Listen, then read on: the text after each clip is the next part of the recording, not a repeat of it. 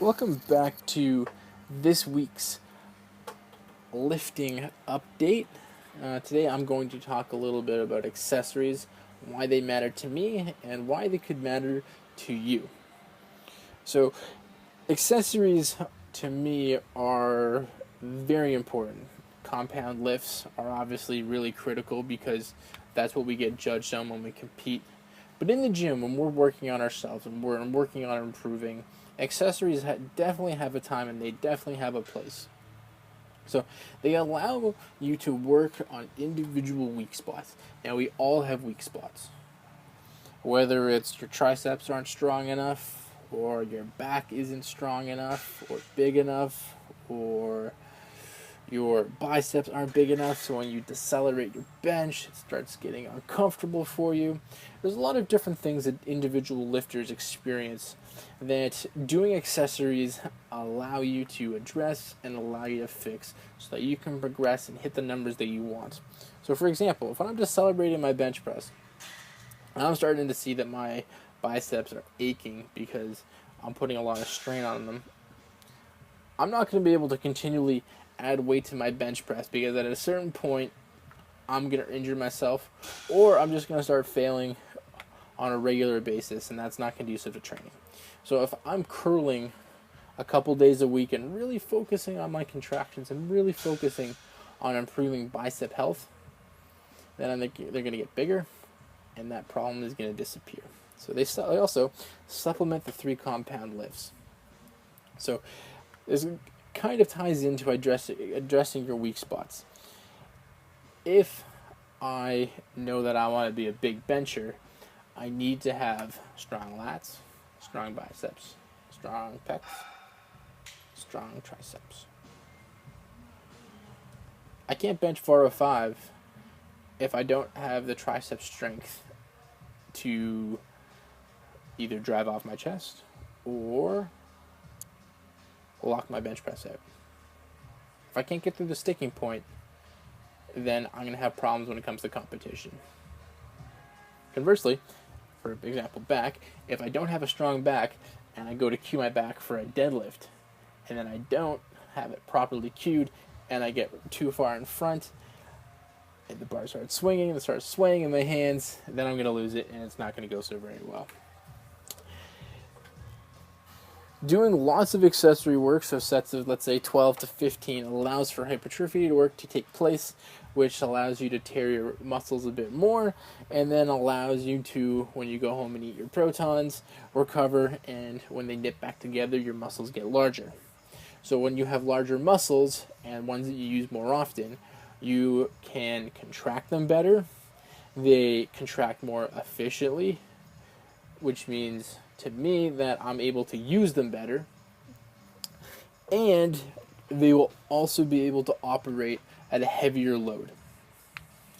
So again, if I want to bench 405 and my triceps are not up to snuff, then I'm not going to be able to bench 405. I'll cap myself out at like 365, and then I'll grind my wheels into the mud, and then that's that. So too much of one movement will create an imbalance. So again, bench press. If I do a lot of benching, I feel like my shoulders kind of curve in a little bit. To help me fix that, I do face pulls. So yesterday at the gym I did 14 sets of bench press. It's the only day that happens. But I made sure I did my face pulls because I want to re-rotate my shoulders and get them back into a position that is its natural setting. So I'm not constantly curved in and my shoulders are rounded in, and that's not comfortable for me to sit in, nor is it a good thing for my general physiological structure to continue doing. The great thing about accessories, you don't have to go super heavy.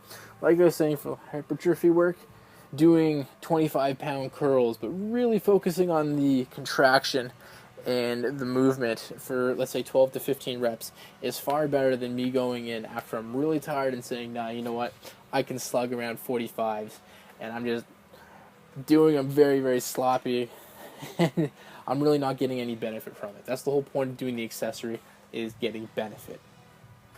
Can I curl 45s? Yeah, I most definitely can do it. Do I curl 45s? No.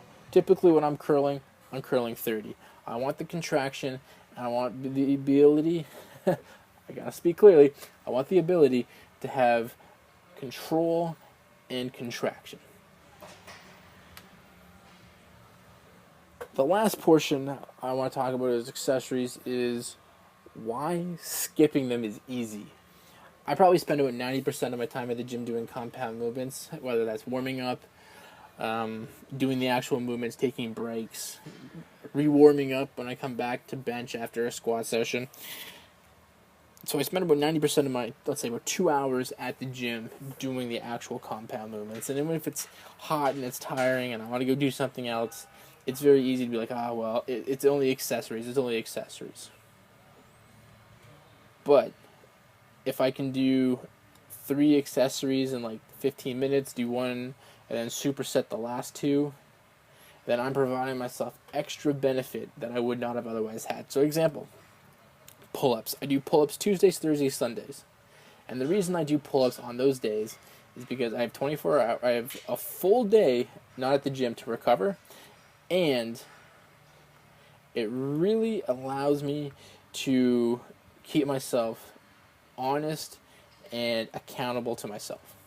Because I know if I continue to do pull-ups and I continue to work at it, then my 3 lifts will increase because of that extra work that I'm doing and my extra focus.